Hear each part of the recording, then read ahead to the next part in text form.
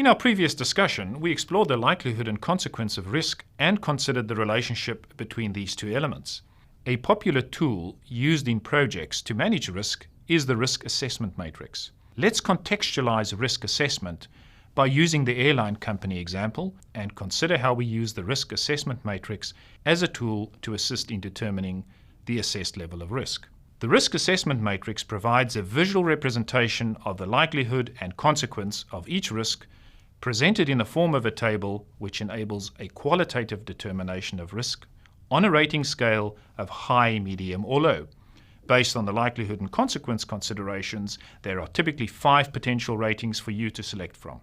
These ratings will then intersect in the form of a matrix to form your risk assessment. The likelihood component could be ranked according to descending numbers. Selecting number 5 indicates that the identified risk event is almost certain to occur. Number 4 indicates that the event is likely to occur.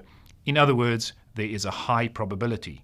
Number 3 shows that the event is possible. Number 2 denotes that it is unlikely that the event will occur, and number 1 indicates that it is rare that the event will occur.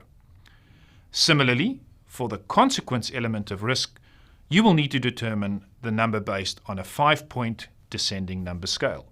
By choosing number 5, you determine that the consequence of an event is catastrophic, resulting in few, if any, of the project objectives being reached, or where fatalities are possible.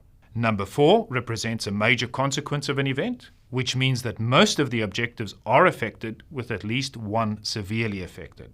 Number 3 indicates a moderate consequence as a result of an event, whereby some objectives may be affected, but with some effort they can still be achieved. Number 2 denotes minor consequences or impact, whereby the risk or event can be easily remedied, and number 1 indicates that the event is negligible with very little impact or consequence. As part of your risk assessment process, you will now plot your identified risks or events in the areas assessed as most appropriate.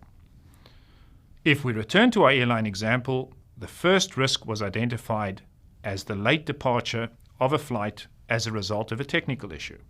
This will be assessed as likely to occur with a low or medium consequence, as you can now observe in the matrix. Let's now reflect on the second identified risk, which is a plane crash, which will be low likelihood but with high and catastrophic consequences. Once you have determined the likelihood and consequence and applied the events to your risk matrix, you will have a clear indication of the ratings of your identified risks as either high, medium, or low.